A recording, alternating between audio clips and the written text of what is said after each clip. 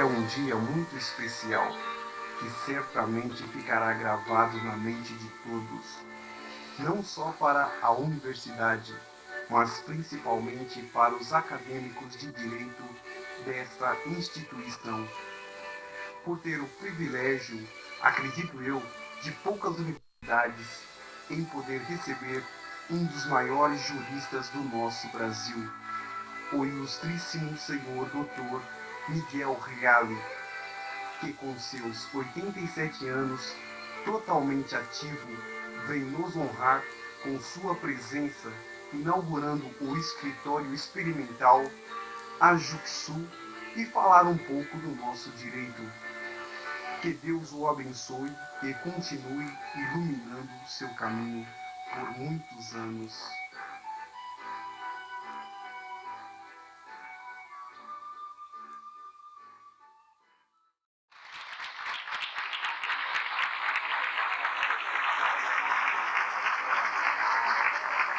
Senhoras e senhores, autoridades presentes, damos início a esta cerimônia que terminará com a palestra do professor doutor Miguel Reale. Presentes à mesa principal, o professor Wilson João Zampieri, magnífico reitor, professor Hermes Ferreira Figueiredo, presidente da entidade mantenedora Instituição Educacional São Miguel Paulista, os pró-reitores, professor Derlai Galvão, pró-reitor acadêmico, professor Eudécio Zampieri, pró-reitor para assuntos comunitários, professor Gilberto Pagovelli, pró-reitor administrativo, presidente, diretor do Centro de Ciências Jurídicas, doutor Akira Chinem, doutora Claudete Ortuno dos Santos, conselheira da Comissão Permanente de Estado da Ordem dos Advogados do Brasil, doutor Luiz Carlos dos Santos Gonçalves, procurador da República, membro do Ministério Público Federal, doutor Sidney Romano dos Reis, juiz assessor da Corregedoria Geral da Justiça, doutor Alceu Machado Félix, da Procuradoria-Geral do Estado, da Regional de São Miguel Paulista. Presentes também o corpo docente do curso de Direito da Faculdade da Universidade Cruzeiro do Sul. Composta a mesa, iniciamos os trabalhos com a palavra oficial do magnífico reitor, professor Wilson João Zampieri. Senhoras e senhores, a Universidade de Cruzeiro do Sul está feliz e alegre por tê-los aqui hoje, primeiro na inauguração do novo núcleo de prática jurídica, professor Dr. Miguel Reale, e segundo, por serem os ouvintes privilegiados para a palestra que será proferida a seguir pelo professor Miguel Reale. Para que isso aconteça, designo os professores José Carlos Viana, Alcione Serafim de Santana e Arthur Gomes Neto, para, em comissão, buscarem e acompanharem o nosso ilustre palestrante até esse recinto. Queremos também destacar a presença do senhor juiz Luiz Afonso Junqueira Sangilato, que representa neste ato, Dr. Pedro Luiz Ricardo Gagliati, presidente do Tribunal de Alçada Criminal do Estado de São Paulo. Nesta oportunidade, após a inauguração do Núcleo de Prática Jurídica na Universidade de Cruzeiro do Sul, colocamos-nos como ouvintes privilegiados de alguém que apresentou em seu currículo, como uma das inúmeras qualificações, mais de 50 obras editadas em português, inglês, francês e espanhol, e mais de 150 artigos publicados, versando sobre a filosofia do direito, teoria geral do direito, teoria geral do Estado, ciência política e direito. O professor doutor Miguel Reale. Miguel Reale, político e ensaísta brasileiro, nascido em São Bento do Sapucaí, em São Paulo, em 1910. Catedrático de Filosofia do Direito da Universidade de São Paulo, fundador e presidente do Instituto Brasileiro de Filosofia, secretário da Justiça e dos Negócios do Interior do Estado, reitor da Universidade de São Paulo. Foi secretário de Propaganda e Ação da Ação Integralista Brasileira. Seu pensamento filosófico está influenciado pela filosofia da cultura, no sentido neo-kantiano, particularmente de Nikolai Hartmann e Max Scherer.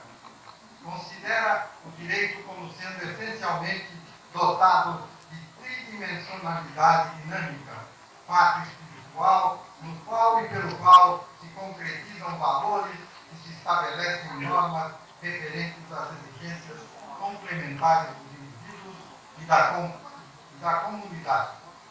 Publicou ABC do Integralismo, Estado Moderno, Formação da Política Burguesa, Perspectivas Integralistas, o Capitalismo Internacional, Atualidades Brasileiras, Atualidades de um Mundo Antigo, Os Fundamentos do Direito, a Doutrina de Kant no Brasil, entre muitas outras obras.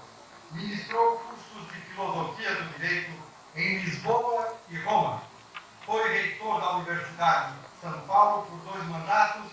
Recebeu títulos de doutor honoris causa das universidades de Gênova, Coimbra e Lisboa. Este é o principal alvo de atenção que, neste momento, adentra o nosso auditório, com a comissão de honra, doutor Miguel Reale,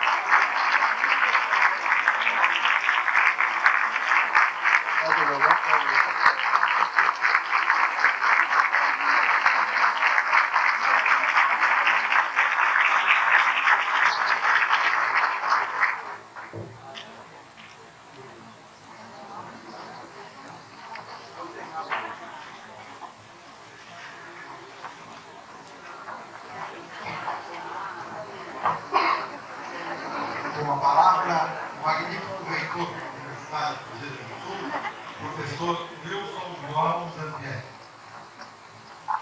Peço que todos fiquem de pé para ouvir o hino nacional.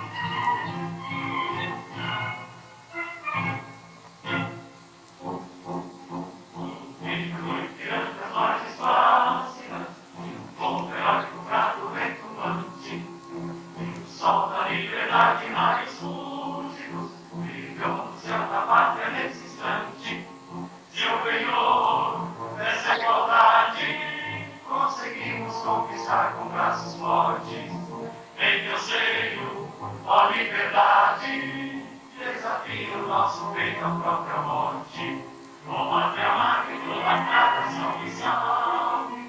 Brasil, tesouro imenso, raio vívido, de amor e de esperança a terra desce, se em teu formoso céu horizonte límpido, a imagem do cruzeiro resplandece. Gigante pela própria natureza, és bela esporte embalme no colosso, que teu futuro espelha essa grandeza.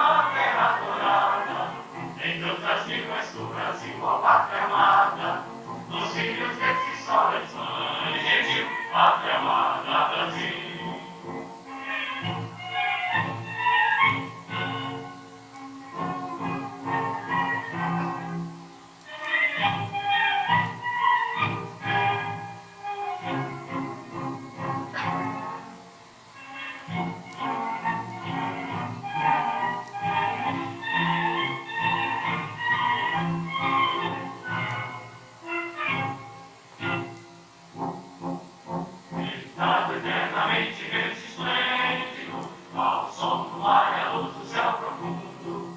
Tu cubre as obras de Planta América, iluminado o sol do novo mundo.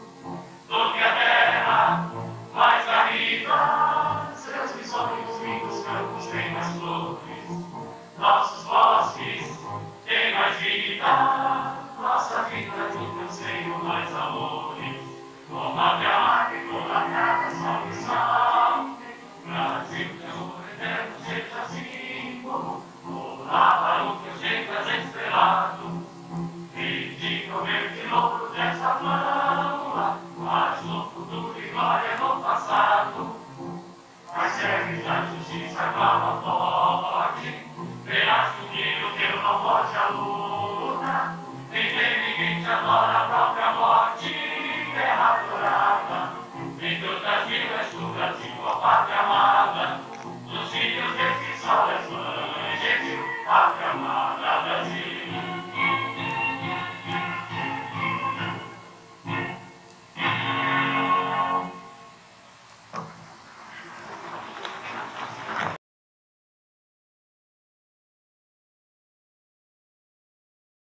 Chamadas poesias de ideias.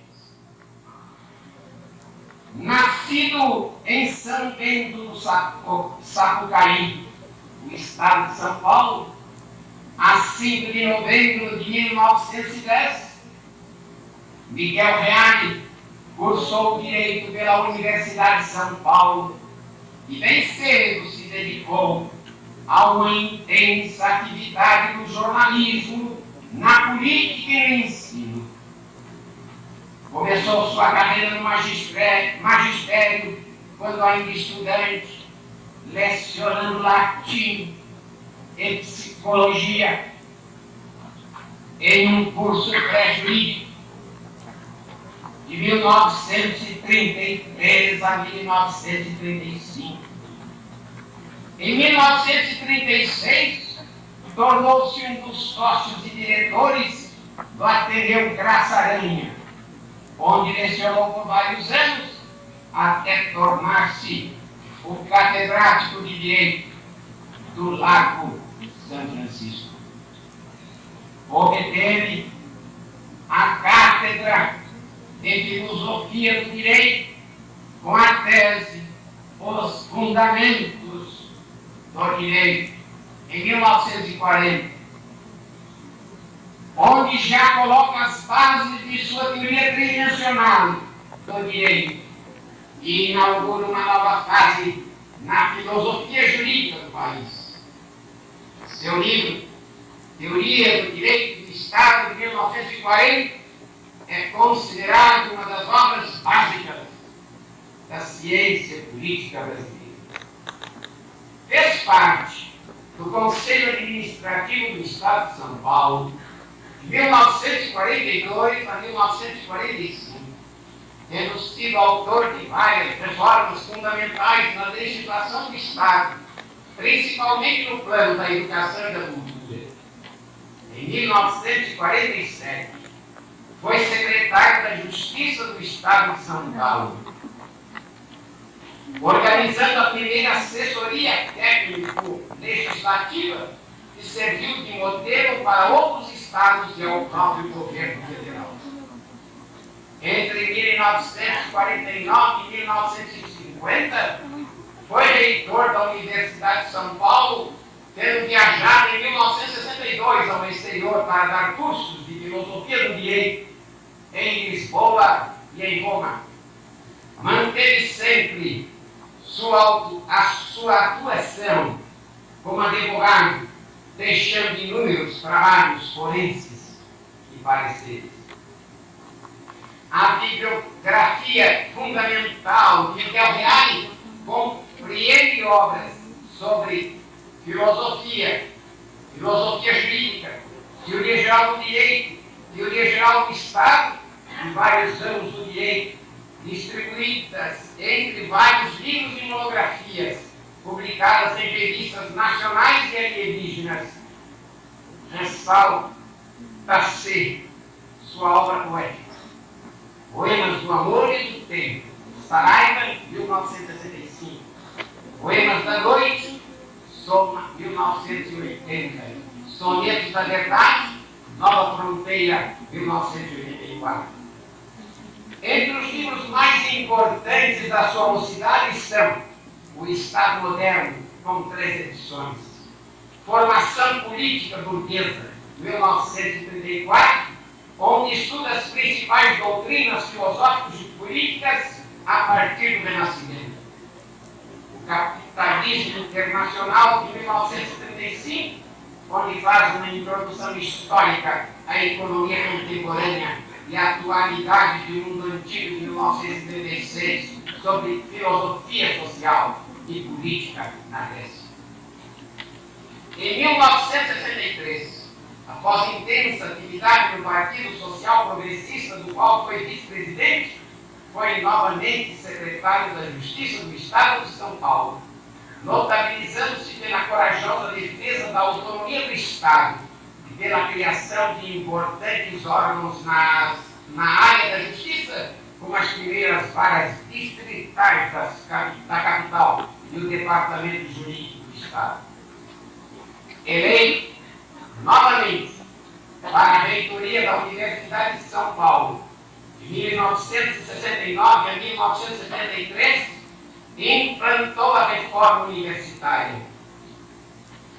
Realizou a definitiva urbanização do campus da USP em São Paulo, com a construção de cerca de 250 mil metros quadrados de área destinada ao ensino, à pesquisa e ao esporte, dando amplo desenvolvimento aos campi do interior. Entre estas novas edificações, destacam-se o prédio da nova reitoria da USP, o anfiteatro e a torre universitária. Miguel Reale foi fundador das revistas Panorama, 1936, Revista Brasileira de Filosofia, 1951, a mais antiga revista filosófica da América Latina. Dirigiu a coleção Direito e Cultura da editora Saraiva, especializada em filosofia do direito, teoria geral e sociologia jurídica, assim como a restante do pensamento brasileiro, publicada pela USP, com a reedição de obras essenciais da história das ideias do país. Miguel Reale, presidente do Instituto de Filosofia, tendo presidido por 2 vezes a Sociedade Internacional de Filosofia por ele criada, devido à projeção do seu pensamento filosófico jurídico, tornou-se doutor honoris causa das universidades de Gênova, Coimbra e Lisboa e das mais importantes universidades brasileiras, sendo um dos vice-presidentes da IDR, entidade que congrega todos os filósofos do direito do mundo. Tendo publicado até hoje cerca de 65 livros, com centenas e centenas de artigos em jornais e revistas dos últimos anos, firmou seu nome também como poeta e memorialista, sendo membro efetivo da Academia Brasileira e Paulista de Letras, bem como da Academia Brasileira de Letras Jurídicas e de várias entidades culturais internacionais. Miguel Reale é conhecido, sobretudo pelas seguintes obras fundamentais: Fundamentos do Direito, primeiro lançamento em 1940, e há 2 dias atrás, no dia 9 de maio, foi lançada a terceira edição, já que a segunda foi editada em 1976, essa terceira edição nasce agora. Filosofia do Direito, de 1953, já na 18ª a edição esta deste ano. Horizontes do Direito e da História, primeira em 1946, segunda edição em 1977. Pluralismo e Liberdade, 1963. O Direito como Experiência, 1968, e agora a segunda edição em 1992. Teoria Tridimensional do Direito, 1968, e já na quinta edição, 1994. E lições preliminares de Direito, que é obra de todos os alunos desta universidade estão adquirindo diuturnamente, já na 24ª edição, esta última em 1996. Querido e insigne mestre Miguel Reale, esteja certo, sobre seus livros nos debruçamos todos, alunos e mestres, diuturnamente, referindo-lhes as lições. É por isso que nos é muito honroso, hoje, aqui, ouvir o singular professor, o mestre, o jurista, o filósofo, o gênio.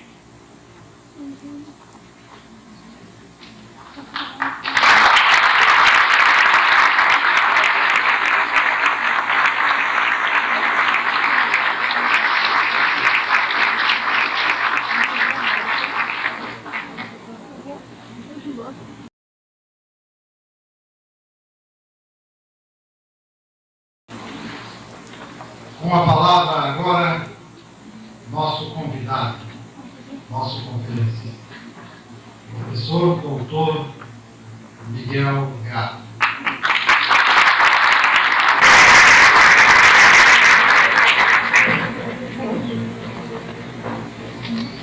Magnífico reitor Wilson João Tampieri, altas autoridades aqui presentes, secretários, colegas de congregação, gentilíssimas senhoras e meus senhores. Esta manhã foi cheia de muitas emoções. Em primeiro lugar, coube-me encerrar a placa com que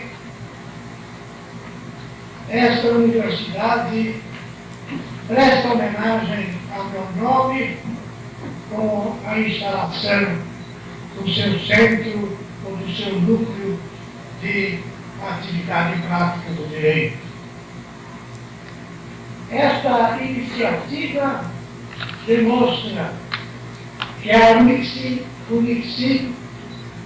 é uma universidade que está consciente do dever da cultura em nossa época, que não pode ser mais um nicho de conforto e de contemplação, mas ao contrário, um ponto de partida para a vivência direta dos problemas sociais.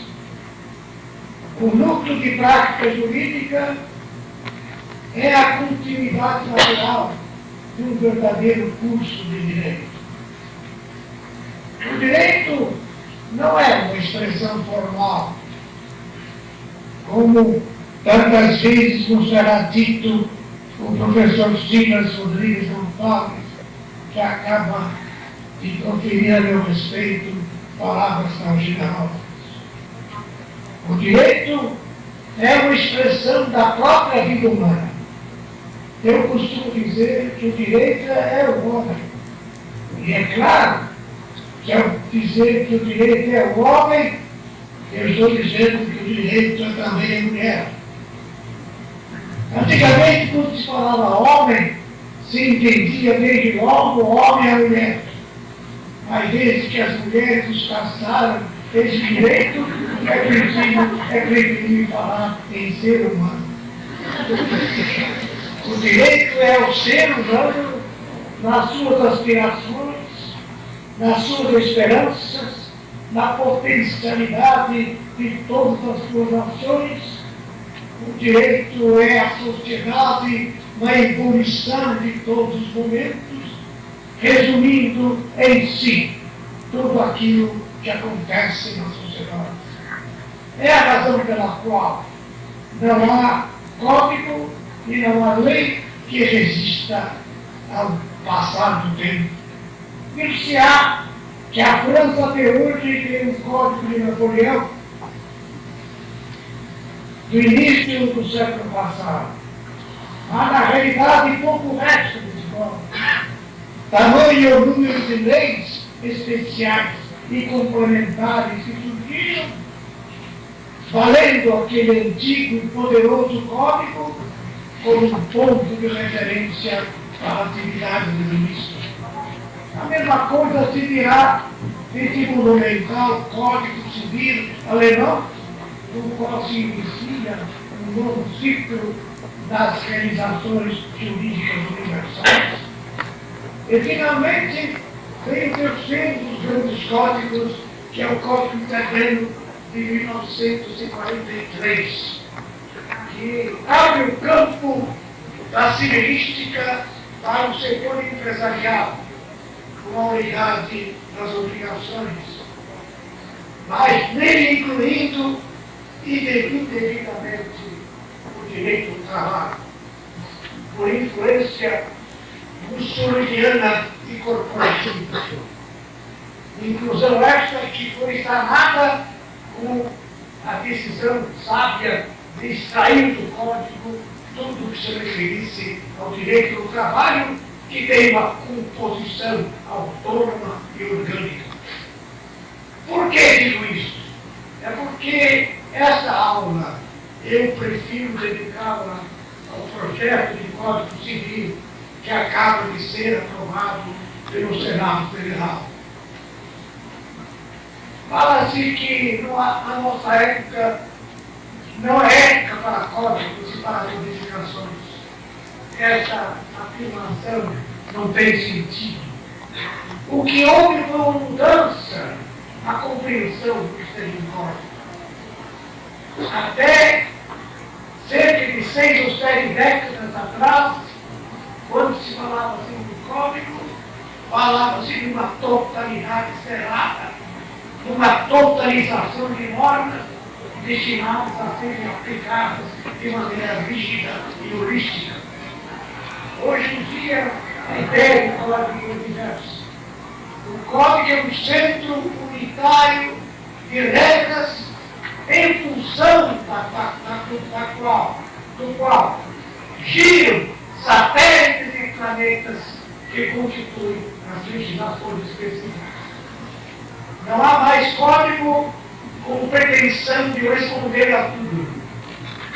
O código tem a finalidade de tratar das grandes diretrizes que devem ser submetidas pelo juiz, pelo advogado, pelo homem político e pelo administrador. Daí a importância fundamental de uma nova codificação. Eu quero aqui lembrar, rapidamente, que a nova codificação é uma esperança brasileira de quase meio século. Já em 1939 é nomeada a primeira comissão para rever o Código Civil de 1960. Por qual razão? É que o Código Civil atual, muito embora elaborado pelo gênio jurídico de Cláudio Vilacqua, envelheceu. Cláudio Vilacqua, aliás, escreveu o seu projeto de código no fim do século passado, quando nem sequer havia entrado em vigor o Código Alemão. O Código Alemão estava em vacatio legis, ou seja, naquele período de expectativa para entrar em vigor uma norma promulgada. Então é uma visão do direito do século passado, porquanto poucas mudanças o Congresso Nacional introduziu na grande obra de Groves. O Brasil, naquela época, era um país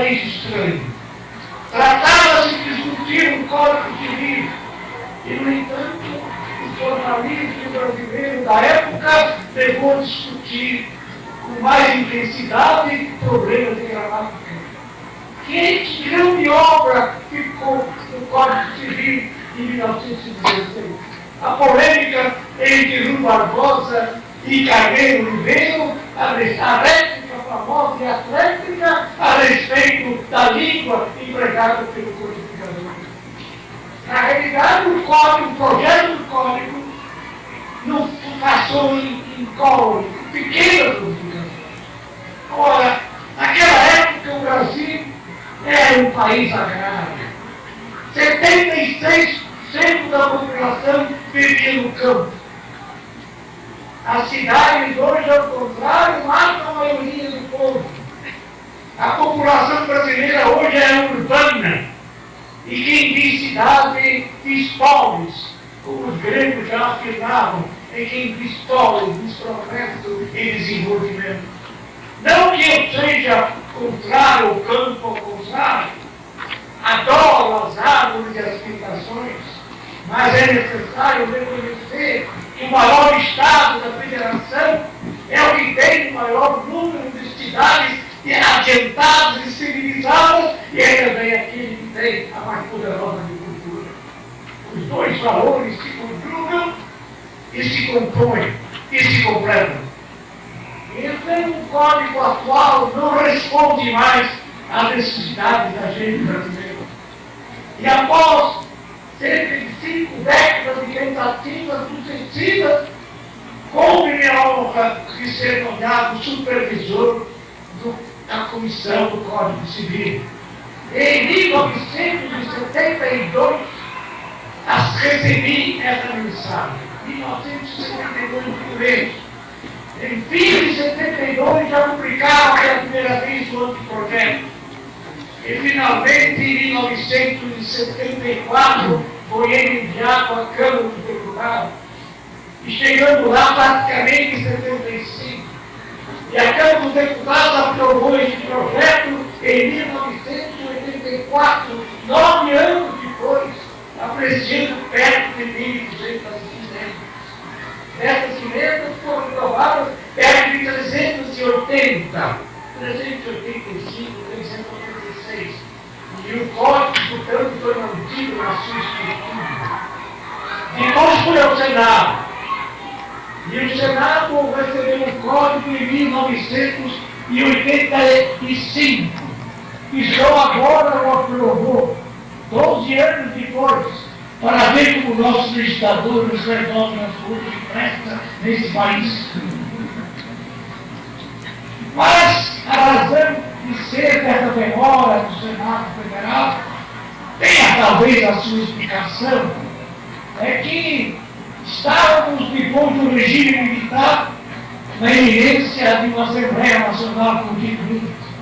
E imaginava-se que essa Assembleia Nacional Constituinte ia alterar fundamentalmente tudo e poderia, portanto, exigir uma revisão total do Código Civil. Na realidade, houve mudança na Assembleia Nacional Constituinte, mas exclusivamente no direito de família, no campo do direito de família. E nesse campo já vimos avançado muito. Já vimos eliminado o pacto do poder com todas as suas exigências e as suas prerrogativas, para não reconhecer a unidade dos povos. Mas, inegavelmente, a Assembleia Nacional Constituinte foi além, estabelecendo não só a unidade total dos povos, mas a unidade absoluta dos filhos. Hoje em dia, não há mais o que falar entre filho legítimo, filho natural, filho espúrio e o filho adotivo. Todos os filhos são iguais, qualquer que seja a forma de nascimento do reconhecimento. E é por essa razão que, estando a matéria ainda no Senado, eu propus ao ilustre senador José Favarinho, relator do Código na Câmara Alta, eu propus que, em lugar de pátrio no poder, se passasse a dizer poder familiar. E essa minha indicação foi aceita já no projeto aprovado pelo Senado Federal, Não há mais parte do governo, mas sim poder familiar, que deve ser exercido em função dos benefícios, dos direitos e dos deveres dos cônjuges e da prole.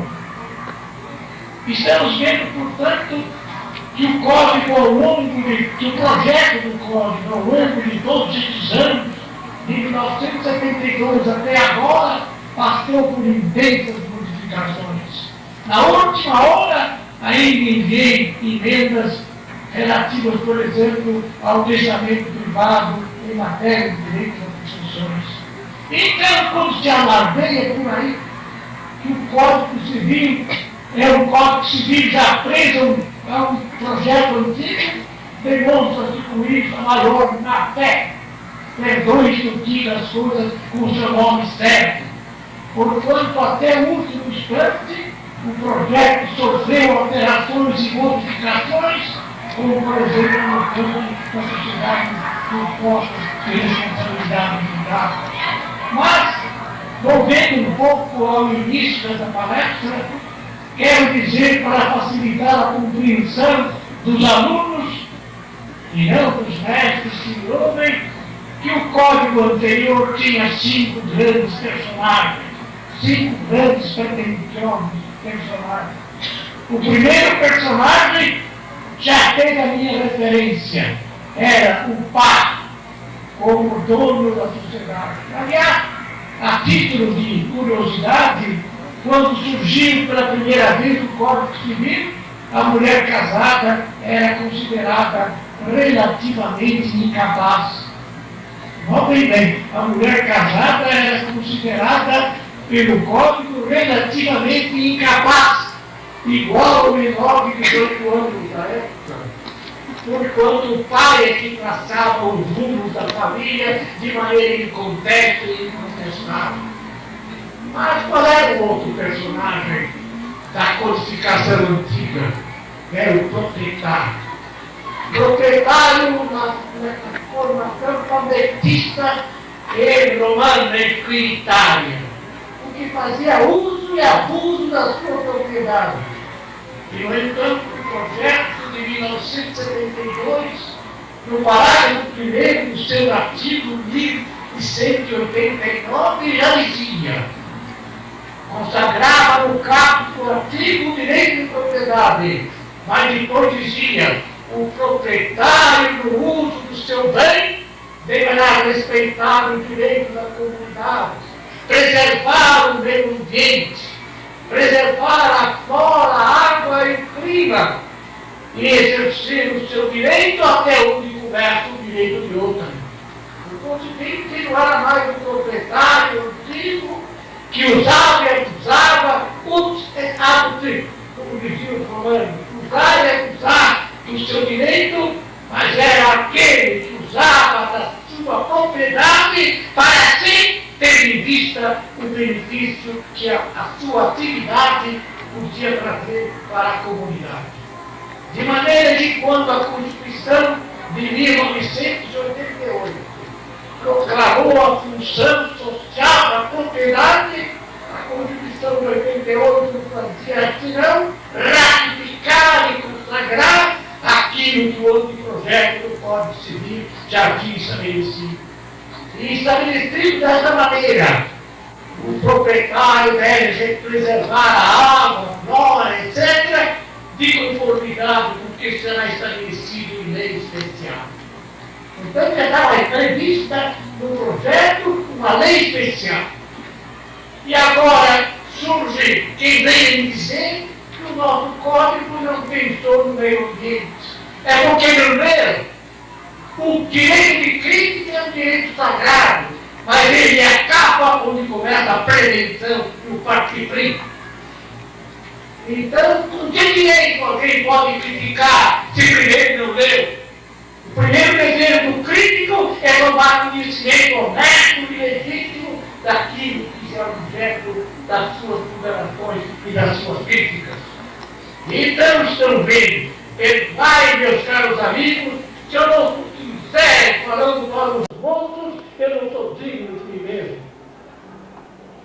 E então, meus caros amigos, é indispensável ter-se presente que o direito da propriedade não é mais um direito individualista, mas um direito social, que pressupõe que o homem ou a mulher usem em seu benefício e em intencionalidade social. Qual é o terceiro personagem da sociedade? Aliás, no Código Antigo, era o empresário. O empresário que na sua produção atendia apenas a seus interesses. O empresário que produzia e impunha o seu produto sem qualquer responsabilidade, verificando o homem uma mutação de 180 graus. Aquela ideia do contrato que faz lei nas partes está sofrendo cada vez mais restrições para preservar a justiça na sua realidade. Hoje em dia existe, com força da Constituição, um equilíbrio entre produção e consumo. Notem bem, meus caros alunos, notem bem o que dispõe o artigo 1º da Constituição de 1988, ao proclamar que nós deveremos criar o Estado democrático de direito. É declarado também que o Estado democrático de direito se funda em determinados princípios. Entre esses princípios que embaseiam, que fundamentam o Estado democrático de direito, há dois que merecem atenção nesse momento. O primeiro é a livre iniciativa, a livre empresa.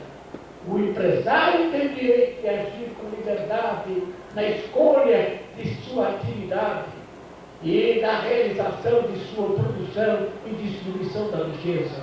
Porém, em complemento natural ao direito de produzir e distribuir, ao direito do consumidor. O direito do consumidor surge na nova estrutura constitucional brasileira, de tal maneira que hoje em dia, ainda que o contrato não preveja a responsabilidade do adquirente e do consumidor, não em função do código só, mas em função do código do consumidor. É aquilo que eu dizia. O código hoje não trata de tudo e abrange tudo, mas estabelece centros de diretrizes fundamentais em torno dos quais se constituem sistemas específicos de legislação específica. Então temos o código do consumidor, assim como temos um código menor para completar a legislação civil e penal. É esta visão, eu diria, planetária do direito. Há um sol e em torno do sol giram planetas e giram planetas e giram satélites. E hoje em dia teremos satélites artificiais. De maneira que esta visão universal, concreta, do direito que o estudante deve aprender para, na realidade, saber que o direito é uma expressão humanística do homem e da mulher. Qual é o quarto personagem da visão anterior do direito? O quarto personagem era o testador. O testador que fazia o que bem entendia da sua propriedade. Respeitada, legítima, o testador dispunha como bem entendesse os seus bens, vinculava os bens, estabelecia cláusulas de inalienabilidade. Eu conheço uma pobre viúva que mora num palácio em ruínas, que não pode sequer alugar, porque não tem condições para alugar, porque o seu pai, na hora, estabeleceu que aquele bem seria inalienável. Ele não pode vender, porque ninguém compra pelo Estado, que compraria pelo Estado de Portugal. E vem o código e estabelece que o juiz poderá, habilitado nas circunstâncias, liberar essa vinculação e estabelecer a circulação normal dos bens, porque essa é a lei do direito, a lei da liberdade dos homens e a lei da liberdade dos bens. Então, nós estamos verificando que há algo de fundamental. Mas não é só isso. O quarto proprietário era proprietário em outro sentido, no sentido de reaver a coisa no poder de terceiro. Era o sentido da posse. A posse como mera detenção da coisa. A posse como mera detenção da coisa. E aquele que detivesse a coisa por um certo período tornava-se domínio, senhor, adquiriu domínio. E então nós estamos vendo que era uma expressão da mera força, da mera detenção. Numa visão social do direito, a posse é modificada. Surge pela primeira vez uma alteração na teoria da posse. Digo isso com orgulho, porque é uma doutrina brasileira que surge em matéria de posse. Nem mesmo a doutrina alemã, que é a mais avançada de todas, chegou a esse ponto. Nós situamos a posse no plano da socialidade. Não a mera detenção entre o sujeito e a coisa, porque depende de como a coisa é detida e usada. Se a coisa, se um bem, uma casa ou um campo é usado para o trabalho, para que o possuidor dele constitua a sua morada, para que faça a sua plantação para si e para a sua família, a posse surge como posse de trabalho, como posse pro labore. E então, ao invés de dirigir 20 anos, ou 10 ou 5, 10 anos, o prazo de aquisição do domínio, o prazo de educação é cortado pela metade e passa a ser apenas de 5 anos. Estamos vendo, portanto, que o novo código tem um sentido social. O novo código tem um sentido moderno de atualização dos valores sociais e dos valores humanos. Por que isto? Porque o direito não é uma abstração. O direito não é uma formalização da regra como regra. O direito, consoante ensino em minha teoria dimensional do direito, o direito é, ao mesmo tempo, um fato social, uma norma e um valor. Não são os fatos brutos que interessam ao jurista. Ao jurista interessa apenas os fatos que têm uma significação humana. Ao jurista interessa o fato enquanto ele diz algo que significa algo para os sentimentos humanos, para as ideias do homem, para as necessidades materiais do homem. Uma coisa insignificante inexiste para o jurista. Uma coisa insignificante inexiste para o homem de direito. O que existe para o direito deve ter uma significação para o homem. E é por isso que o direito é o homem, como eu acabei de dizer, ou por melhor dizer, corrigido, é o ser humano. O comércio próprio, se ele tem essa ou aquela conquista, realidade positivada, é melhor reconhecer que aos 18 anos adquire sua maioridade. E a competência relativa surge aos 16 anos. Aos 16 anos já é o melhor relativamente capaz. No plano da vida civil, porquanto é capaz plenamente na vida social, na vida política, só não pode ser eleito, mas ele vota. E vota para os vereadores, para os deputados, para os senadores e até para o Presidente da República. Então o mundo mudou. A informática veio revolucionar todas as estruturas sociais. E é por isso que o novo projeto do Código, em matéria de direito de empresa, estabelece não mais a exigência de um diário com todas aquelas formalidades que ainda persistem, mas permite que eletronicamente se realize toda a contabilidade de uma empresa. Então, estamos vendo que o direito muda com o mudar das coisas, que o direito se transforma com a transformação da técnica e da ciência. O que não muda no direito é o amor pela justiça. O que nos muda no direito é o dever de tratar o homem como seu próximo e sentir que no próximo está a nossa própria vida. E então, eu quero quase terminar, porque já era adiantado da hora e sei que vocês trabalham, e vocês têm outras preocupações lá fora, e o direito não pode ser impedimento ao trabalho, mas a consagração do trabalho na multiplicidade de suas projeções. Eu quero dizer, lembrar aqui o ensinamento do maior dos filósofos alemães e um dos maiores pensadores de todos os tempos, Immanuel Kant. Immanuel Kant dizia: seja uma pessoa e respeita os demais como pessoas. Esse ensinamento está na base da estrutura do direito, está na base deste projeto de código a cuja feitura presidi. Eu não apenas presidi, porque também cuidei de oferecer emendas, sugestões, cooperamos todos. E quero aqui lembrar os homens desses que foram meus companheiros, porque 4 deles já faleceram. Tamanha foi a demora dos códigos que 4 os 7 elaboradores do projeto já faleceram. Eu quero lembrar esses nomes.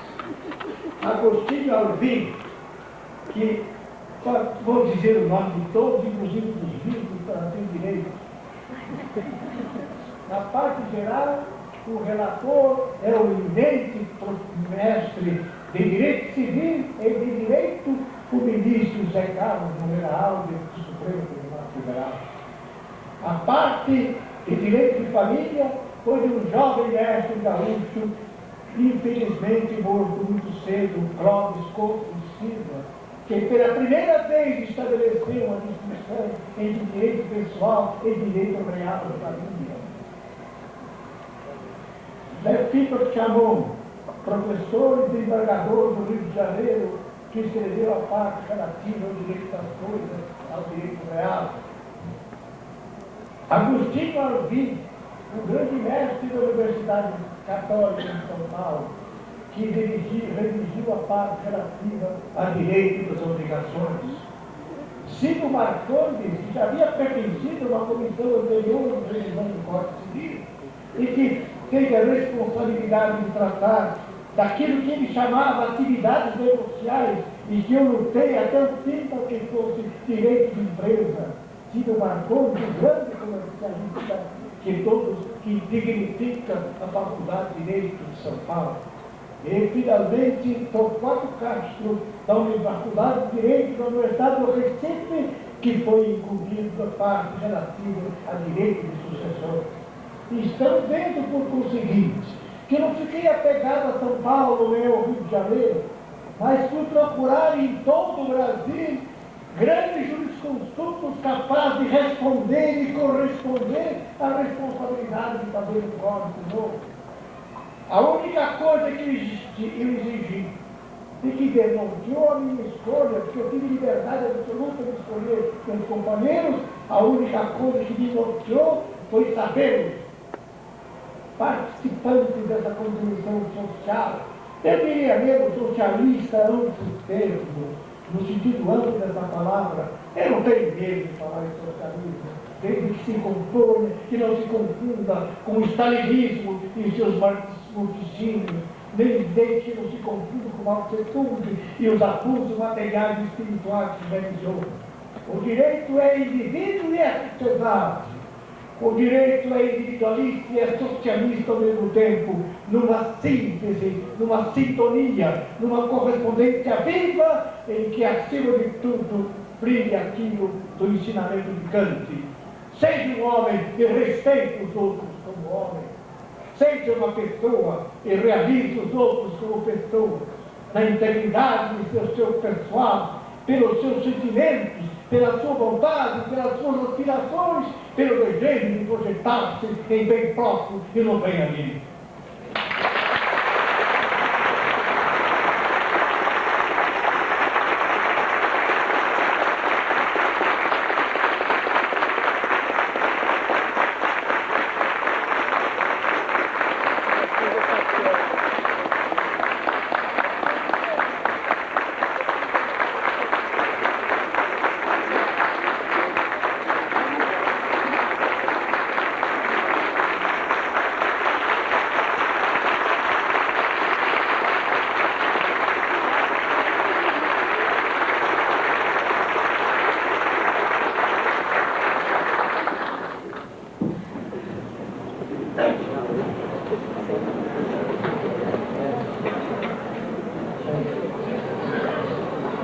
Confirma-se, pois, o status de privilegiados que somos pela brilhante palestra proferida pelo Dr. Miguel Real.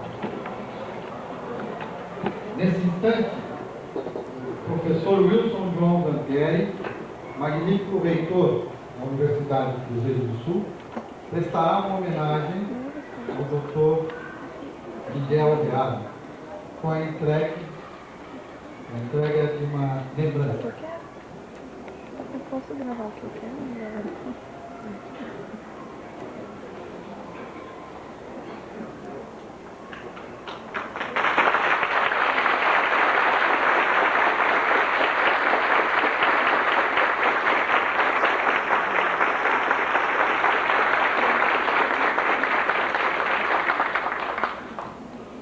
Permitam-me ler a mensagem deixada pelo nosso homenageado, o Dr. Miguel Reale, no livro de mensagens do Núcleo de Prática Jurídica Professor Dr. Miguel Reale, da Universidade do Cruzeiro do Sul. Extremamente sensibilizado com a homenagem que hoje é prestada pela Universidade do Cruzeiro do Sul, dando meu nome ao Núcleo de Prática Jurídica, quero manifestar minha certeza de que com este nobre gesto, a Unixul está realizando a destinação legítima da justiça que não se esvai em formas abstratas, mas antes concretiza em atos para com a comunidade de que faz parte. O direito é o homem, e ao homem que este centro se destina, é a ele que se destina, dando exemplo que merece ser seguido. Damos assim à entidade mantenedora, por mais esta iniciativa, os nossos elogios. São Paulo, 11 de maio de 1998, Miguel Reale.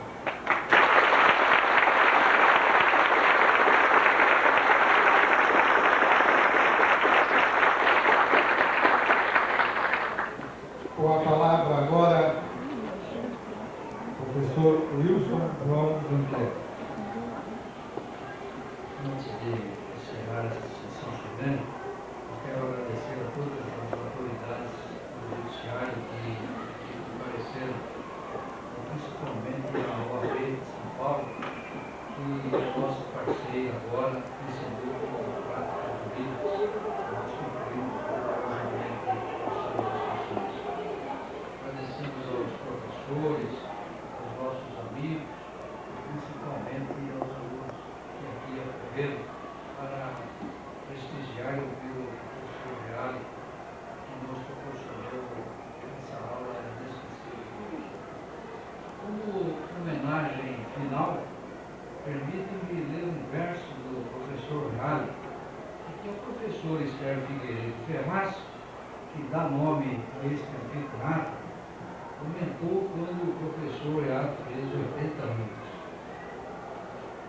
Eis o verso: seja o teu pensamento alto e sereno como a águia que domina os horizontes, como a cruz que se eleva nas montanhas.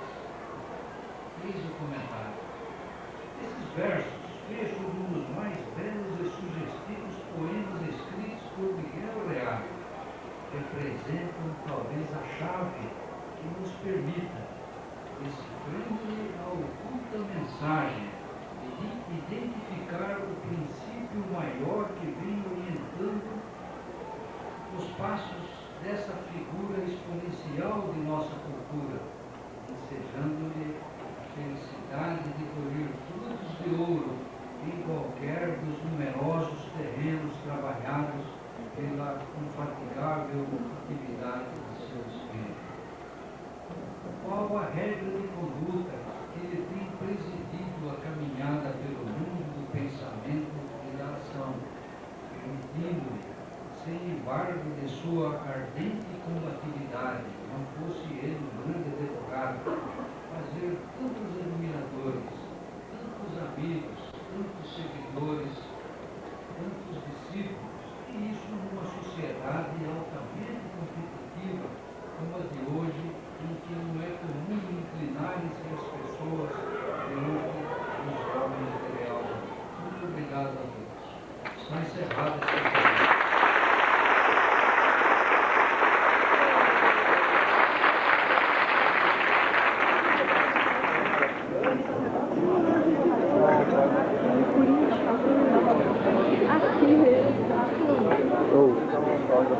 bobinho, sabe?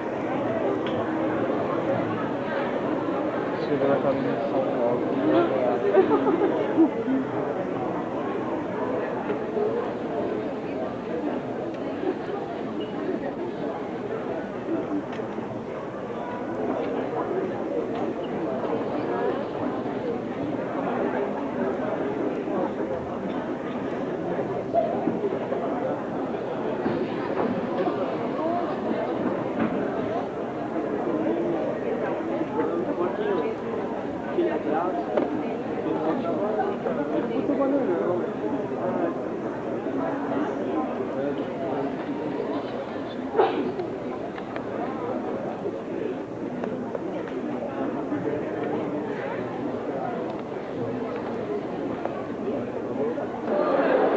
Fala aí o que você achou, Selma. Olha, realmente, esse homem é o símbolo da... O quê? Da o quê, irmão? É meu símbolo do quê, meu chute? Fala aí, Marcinha, vai. A concluir O que você achou, Marcinha? Fala aí. Ah, o professor ele é um símbolo sexual. Vou mostrar lá, você vai ver. Sexual.